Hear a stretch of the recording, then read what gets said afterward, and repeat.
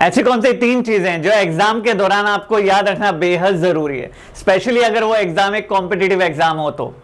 So hello students, my name is Azhar Khan and welcome to my YouTube channel Khan trickster. तो आज की इस class में हम बात करेंगे 3 things we should do during competitive exam. ये क्लास बहुत इंपॉर्टेंट होने वाली है, स्पेशली उन सभी के लिए जो किसी ना किसी एग्जाम की तैयारी कर रहे हैं और कुछ ना कुछ एग्जाम के दौरान गलतियां करते हैं। इसलिए इस लेक्चर को एंड तक जरूर देखें।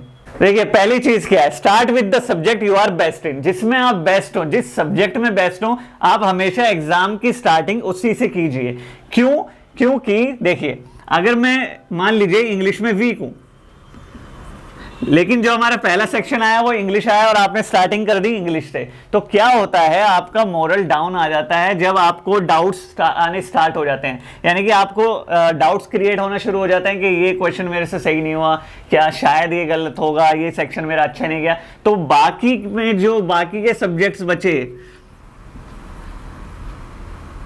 उसमें सभी में क्या हो जाता है, आपकी परफॉर्मेंस डाउन हो जाती है। इसलिए हमेशा क्या करना चाहिए, जिसमें आप बेस्ट हो उसी से स्टार्टिंग करें। मान लीजिए अगर मैथ्स से आप स्टार्टिंग करते हैं, सबसे अच्छे आप मैथ्स में, और आप श्योर हैं कि आपने जितने क्वेश्चन किए हैं 30 आउट ऑफ 30 आप स्कोर कर देंगे, तो क्या होता है, बाकी के जो सब्जेक्ट्स बचते हैं उनमें आपकी परफॉर्मेंस इंक्रीज हो जाती है और आपके बाकी के सब्जेक्ट्स बहुत अच्छे चले जाते हैं। तो हमेशा मैं रिकमेंड करता हूं सभी बच्चों को कि start with the subject you are best in. जिसमें आप बेस्ट हो उसी से एग्जाम की स्टार्टिंग करें।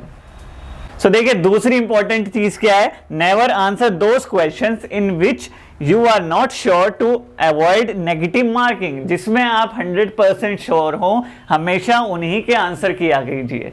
ठीक है, अगर किसी में भी आपको 10% का भी 1% का भी डाउट आता है तो कभी उसको क्वेश्चन को अटेम्प्ट नहीं करना, टू अवॉइड नेगेटिव मार्किंग। क्यों? क्योंकि 1/4 की नेगेटिव मार्किंग होती है। आप क्या करेंगे, एक क्वेश्चन आपका अगर गलत हो जाता है तो आपको 0.25 नेगेटिव में मार्क्स चले जाते हैं, है ना। यानी कि अगर आप 4 क्वेश्चन गलत करते हैं तो जो एक क्वेश्चन आपने सही किया है वो भी आपका क्या हो जाता है, गलत हो जाता है।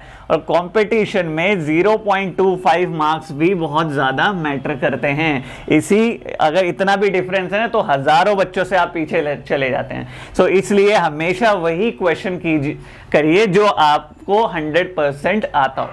तो देखिए, थर्ड इंपॉर्टेंट चीज क्या है, make decision with in 1 second whether you should go for that question और नॉट। हमेशा क्वेश्चन देखते ही आपको 1 सेकेंड में डिसीजन बना लेना है कि ये क्वेश्चन मुझे करना है या नहीं करना। अगर नहीं करना तो मूव ऑन करो। ऐसा नहीं है उस क्वेश्चन को देखकर आप अच्छे से समझ रहे हैं, 30 सेकेंड वेस्ट कर रहे हैं उस क्वेश्चन को करने के लिए। मान लीजिए अगर आप हर क्वेश्चन में इसी तरीके से डिसीजन लेते हैं कि 30 सेकेंड आपको ये सोचने में लग रहा है कि मुझे ये क्वेश्चन करना है या नहीं करना, तो मान लीजिए आपने ऐसा 20 क्वेश्चन में कर दिया, 200 क्वेश्चन में से आपने 20 क्वेश्चंस में ऐसा कर दिया कि 30 सेकेंड आपके बर्बाद हो गए।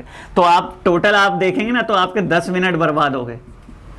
और आपको पता चलेगा जब आपको ये सारा टाइम आपका बर्बाद हो चुका होगा, आप देखेंगे जो मुझे 20 क्वेश्चन आते थे बहुत अच्छे से, वहां तक मैं पहुंच ही नहीं पाया। इसलिए ये चीज बहुत ज्यादा इंपॉर्टेंट है। आपको इतनी प्रैक्टिस हो जाती है जब आप मॉक टेस्ट देते हैं, जब आप प्रिपेयर कर रहे होते हैं कॉम्पिटिटिव एग्जाम के लिए, आपको आदत हो जाती है कि क्वेश्चन देखते ही आप समझ जाते हैं कि ये मुझे आता है और मुझे इसमें 1% का भी डाउट नहीं है। तो ऐसे ही आपको डिसीजन लेना है कि 1 सेकंड 2 सेकंड के अंदर आप पहचान जाएं कि ये क्वेश्चन मेरे लिए सही है और ये मैं कर सकता हूं।